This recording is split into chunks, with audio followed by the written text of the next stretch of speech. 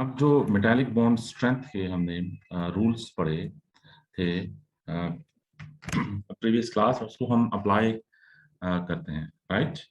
तो let's say for metals if you consider group 1 elements, so group 1 elements are metals, so lithium, sodium, potassium, rubidium, cesium, francium, these are group 1 elements, right? तो हमने rules पढ़े थे कि metallic bond strength is directly proportional to charge, metallic bond strength is directly proportional to delocalized electrons, and metallic bond strength is inversely proportional to radius.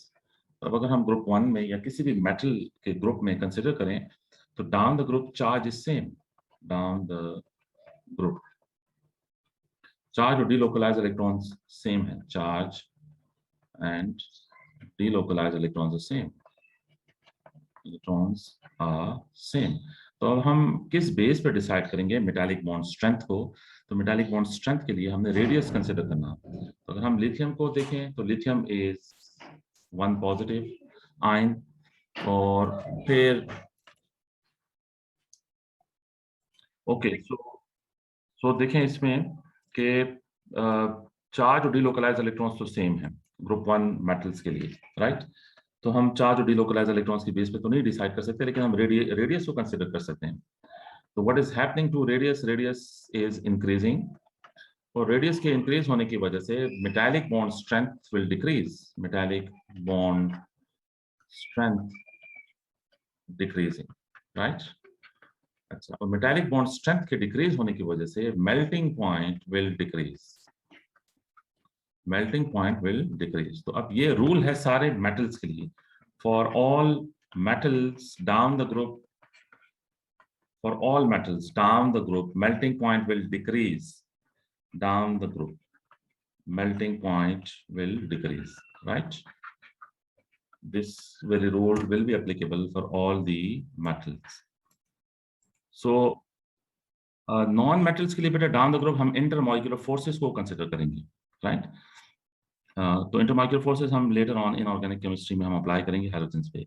Right now metals के लिए melting point अगर आपने check करना है तो metallic bond strength को देखेंगे, और मेटालिक बॉन्ड स्ट्रेंथ मेटल्स में डाउन द ग्रुप डिक्रीज होगी क्योंकि रेडियस इंक्रीज हो रहा है, राइट? तो मेल्टिंग पॉइंट डिक्रीज होगा डाउन द ग्रुप मेटल्स में, ये रीजन है। ग्रुप 1 और ग्रुप 2 में भी द सेम सिचुएशन होगी।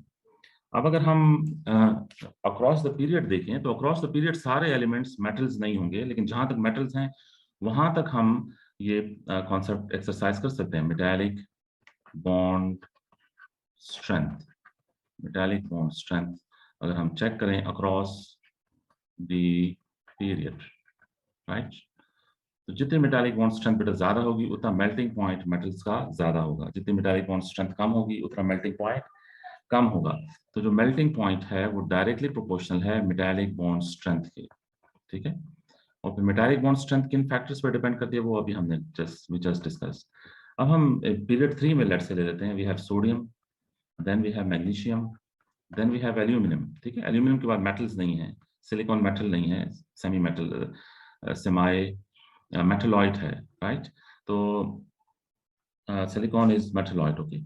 सो सोडियम, मैग्नीशियम, एल्यूमिनियम, ये 3 मेटल्स हैं पीरियड 3 में। तो अब इसको आप चेक करें कि sodium is like this, charge in sodium is 1+, radius bigger है।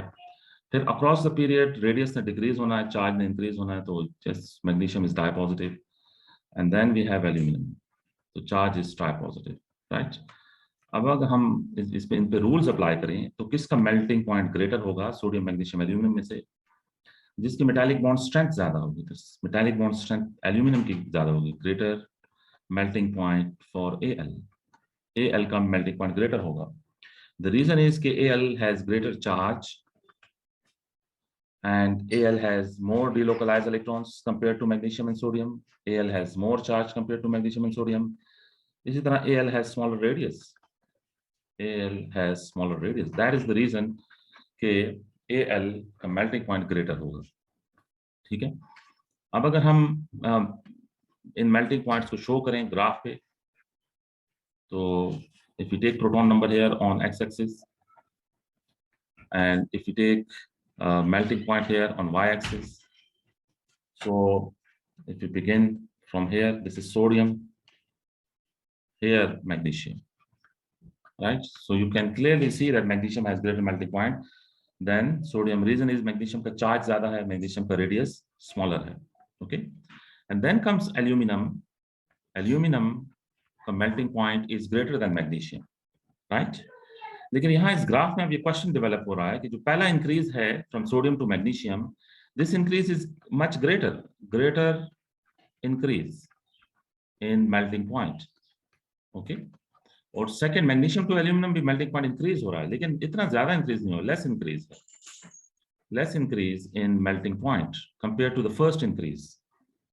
इसका क्या आंसर हो सकता है कि why sodium to magnesium melting point का इंक्रीज ज्यादा है, लेकिन magnesium to aluminium melting point का इंक्रीज इतना ज्यादा नहीं है। इसकी रीजन बेटा आपके सामने ये डायग्राम्स हैं, तो डायग्राम में रीजन है कि जो रेडियस में डिक्रीज है सोडियम से मैग्नीशियम वो ग्रेटर डिक्रीज है। The first decrease in the radii is greater decrease in the radius, और फिर जो अगला डिक्रीज है वो लेस डिक्रीज है।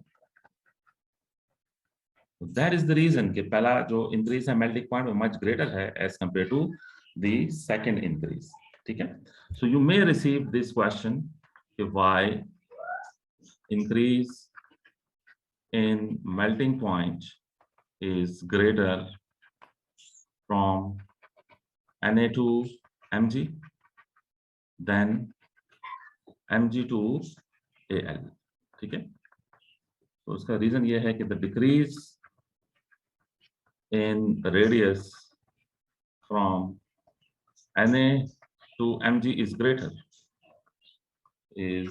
greater than Mg to Al, right?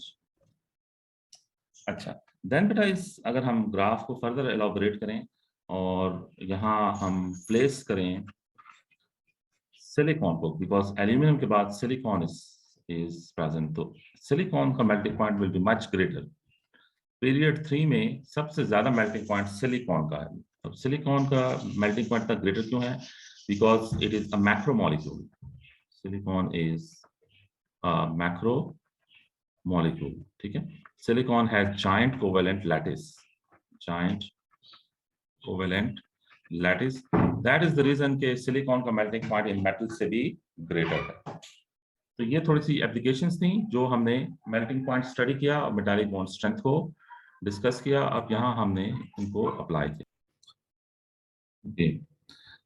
अच्छा, now the next concept is polarization. Remember that polarization happens in ionic compounds. You need to know that what is polarization, right? And it always happens in ionic compounds.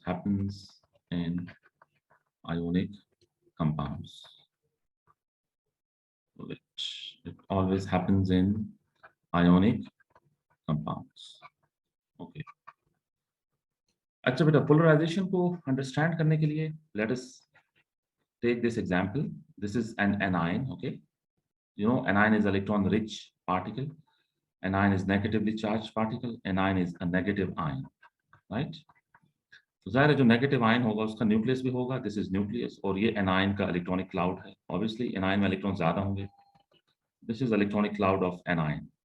अब इस anion का जो electron cloud है that is symmetric. Electron cloud is symmetric. Symmetric का मतलब है कि ये जो इलेक्ट्रॉन क्लाउड है ये यूनिफॉर्मली डिस्ट्रीब्यूटेड है, ठीक है। ये इलेक्ट्रॉन क्लाउड एनायन का यूनिफॉर्मली डिस्ट्रीब्यूटेड है, ओके। अब अगर हम कोई दूसरा एनायन लें, ठीक है, ये उस एनायन का न्यूक्लियस है, ये इलेक्ट्रॉन क्लाउड है, यानी ये इलेक्ट्रॉन्स हैं उस एनायन के, दिस इज एनायन, और इस एनायन के नेबरहुड में एक कैटायन प्रेजेंट हो, दिस इज द कैटायन, ठीक है। अब ये जो कैटायन है, इस कैटायन का एक इम्पैक्ट होगा एनायन के इलेक्ट्रॉनिक क्लाउड पे, ठीक है। ये जो लेफ्ट पे मैंने एनायन शो किया, इसके नेबरहुड में कोई कैटायन नहीं शो किया, लेकिन जो राइट पे मैंने एनायन शो किया इसके नेबरहुड में एक कैटायन है। तो ये कैटायन असल में क्या करेगा, एनायन के इलेक्ट्रॉन्स को अपनी तरफ अट्रैक्ट करेगा। तो जब कैटायन एनायन के इलेक्ट्रॉन्स को अपनी तरफ अट्रैक्ट करेगा तो व्हाट हैपेंस कि जो एनायन का इलेक्ट्रॉनिक क्लाउड है वो शिफ्ट होगा या डिस्टॉर्ट हो जाएगा। एनायन का जो इलेक्ट्रॉनिक क्लाउड है वो मूव करेगा टुवर्ड्स कैटायन, वो कैटायन की तरफ आ जाएगा। अब यहाँ जो एनाइन है उसका electron cloud is not symmetric, यानी यूनिफॉर्म, सिमेट्रिक मींस कि यूनिफॉर्म डिस्ट्रीब्यूशन। तो यहाँ जो एनाइन है राइट वाला, इसका electron cloud is not symmetric, not symmetric. और ये इलेक्ट्रॉन क्लाउड क्यों सिमेट्रिक नहीं है? क्योंकि कैटाइन प्रेजेंट है। कैटाइन क्या कर रहा है? एनाइन के इलेक्ट्रॉन्स को अपनी तरफ अट्रैक्ट कर रहा है। तो जो इलेक्ट्रॉन क्लाउड है एनाइन में, एनाइन का electron cloud is distorted, electron cloud is distorted. तो ये एनाइन के जो इलेक्ट्रॉन क्लाउड का डिस्टॉर्ट होना है, इसको कहते हैं पोलराइजेशन, राइट? तो रिमेंबर दिस थिंग कि polarization will always happens in anion, हमेशा नेगेटिव आयन में पोलराइजेशन होगी। And it's caused by cation, polarization cation की वजह से होगी, लेकिन होगी एनाइन में। तो वी विल से कि distortion in electron cloud of anion caused by cation, caused by cation, ठीक है? एनायन के इलेक्ट्रॉनिक क्लाउड में डिस्टॉर्शन हो और कॉस्ड बाय कैटायन हो, तो this is known as polarization. तो पोलराइजेशन हमेशा एनायन में होगी, राइट? और कैटायन की वजह से होगी। That is why I wrote के आयोनिक कंपाउंड्स में पोलराइजेशन विल टेक प्लेस, क्योंकि आयोनिक कंपाउंड में positive and negative ions are present. So ये हमारा बैकग्राउंड, थोड़ा सा इंट्रोडक्शन था। फिर नेक्स्ट रिकॉर्डिंग में डिटेल से डिस्कशन हुई है पोलराइजेशन पे और उसके कॉन्सिक्वेंसेस पे।